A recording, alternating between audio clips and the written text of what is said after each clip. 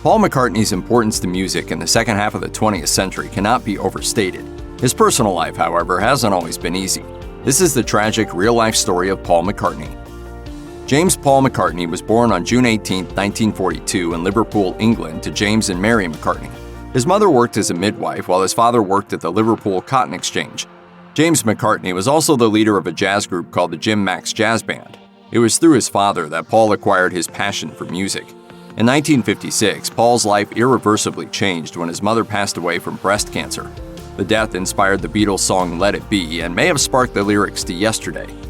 In an interview with Stephen Colbert, Paul McCartney discussed how he initially did not think losing his mother influenced his music, but realized her influence on his career later in his life. To lose your mom at 14 is, not easy. And I never thought it affected my music until years later. He also spoke about how he and John Lennon connected through their love of music and losing their mothers as teenagers, as Lennon lost his mother when he was 17, not long after meeting Paul. After Stuart Sutcliffe, the Beatles' original bass player, left the group to focus on other artistic ventures, the remaining members found themselves in a bind. The band initially attempted to make Chas Newby their permanent bass player. However, Newby did not wish to stay long-term with the band, and Paul McCartney soon realized he would have to take on the role. As the story goes, McCartney joined the band as the lead guitar player but moved to rhythm guitar because of his limitations as the lead. McCartney then became the pianist after his guitar became inoperable. Finally, he accepted his position as the band's bassist. It might not have been his first choice of instrument, but he made the most of the situation. In July of 2020, Rolling Stone ranked Paul McCartney at number 9 on its list of the 50 greatest bassists of all time.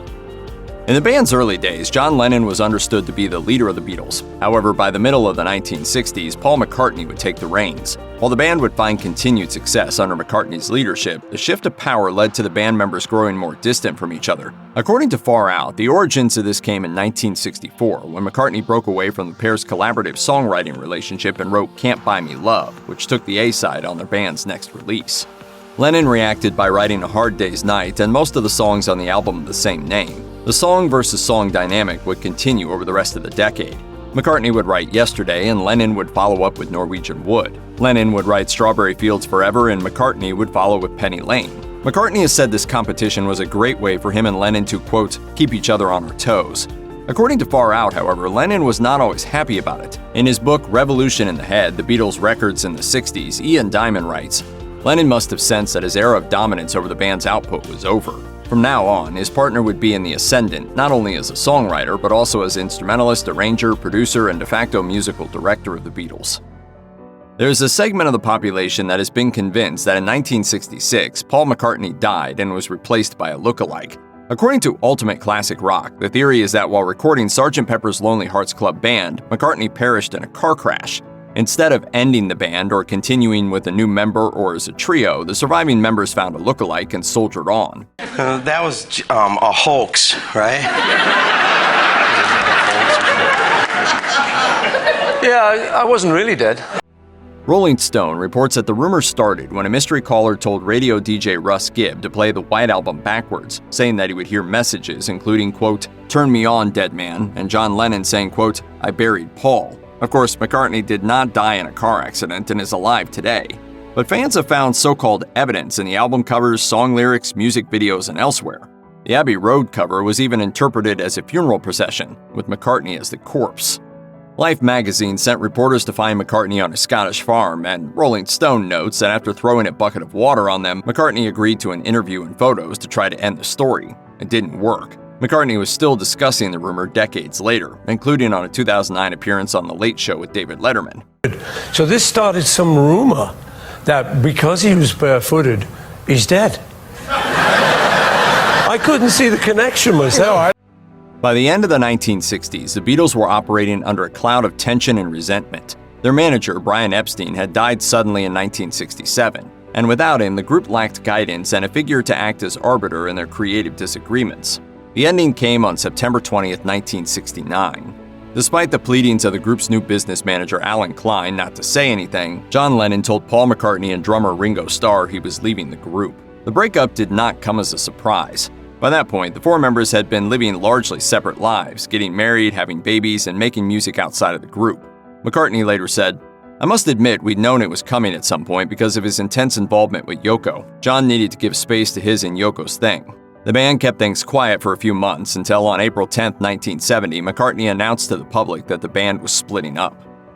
A week after the news broke that the Beatles were breaking up, Paul McCartney released his self-titled solo album, and to say McCartney was on his own would be an understatement. The former Beatle had written every song, played every instrument, and worked as the lone producer on the album. Today, it is considered one of his best works, but at the time, critics had mixed feelings about McCartney. His next effort, Ram, met the same fate. Today, Ultimate Classic Rock places Ram as McCartney's second-best post-Beatles album, but in 1971 it was another failure on McCartney's part, with Pitchfork describing it as loathed by contemporary critics. Third time's a charm? Perhaps not. Wildlife was McCartney's third effort and the first with his new band Wings. Unlike the first two albums, Wildlife did not see a re-evaluation years later. Rolling Stone called it, quote, trivial and unaffecting, and decades later it is still considered one of McCartney's weakest works. John Lennon's and Paul McCartney's songwriting partnership is remembered today as the greatest in pop music history. But after bonding over a mutual love of music and reaching unimaginable peaks, their relationship soured. During the final years of the Beatles and after the band split, the former friends would spend the next decade in a love-hate relationship. The pair met on July 6, 1957, when Lennon was performing with his skiffle band, the Quarrymen. A mutual friend introduced the two, and a few months later, Lennon asked McCartney to join the group. It evolved into the Beatles, with Lennon and McCartney as the main singer-songwriters. By the time the band broke up, the two were at each other's throats. They wrote one another angry letters as well as insult songs directed at each other. McCartney's included Too Many People, and Lennon's response was How Do You Sleep? The two eventually reconciled and maintained contact over the final years of Lennon's life. McCartney has also said that their last conversation before Lennon's murder was friendly. Linda McCartney said that Lennon's final words to McCartney were, "Think about me every now and then, old friend." As bad as his relationship with John Lennon was at times, Paul McCartney's friendship with George Harrison was even more contentious. On Lennon's 1971 song Attacking McCartney, How Do You Sleep?, Harrison played guitar. According to Far Out, by 1974, Lennon and McCartney were not only speaking to each other, but jamming together. Lennon and Harrison had also joined Ringo Starr on songs for the drummer's solo album. As rumors swirled about a potential Beatles reunion, Harrison stomped that idea into the ground, saying, "Paul is a fine bass player, but he's a bit overpowering at times. To tell the truth, I'd join a band with John Lennon any day, but I couldn't join a band with Paul McCartney." In the Beatles, Harrison was overshadowed by the dominance of Lennon and McCartney, according to The Guardian. When he walked out of the studio in 1969, Lennon suggested the band replace Harrison with Eric Clapton, biography reports. Harrison remained at odds with McCartney over the decades, and the pair did not reunite to make music until the mid-1990s, when they performed a short medley of their songs. While the Beatles were in their final days, a family of preteen musicians hit the charts almost as hard as the Fab Four.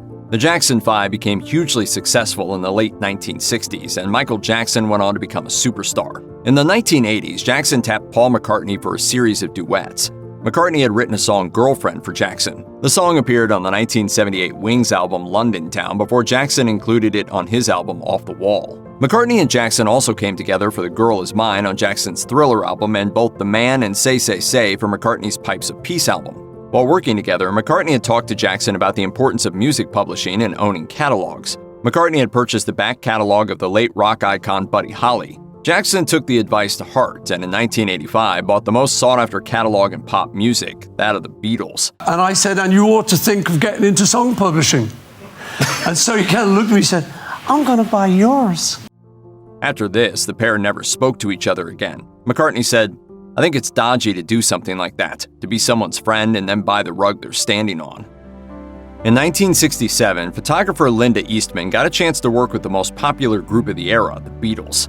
Eastman was no stranger to celebrities, having worked on photo shoots with Bob Dylan, Janis Joplin, and the Grateful Dead. But while working with the Beatles, Eastman caught the eye of Paul McCartney and the two fell head over heels in love. The couple married on March 12, 1969 and had 3 children, Mary, Stella, and James, in addition to raising a child from Linda's previous marriage, Heather. Linda and Paul McCartney formed the band Wings in the 1970s and toured while raising their children. Linda continued to work as a photographer and was an advocate for vegetarianism and animal rights.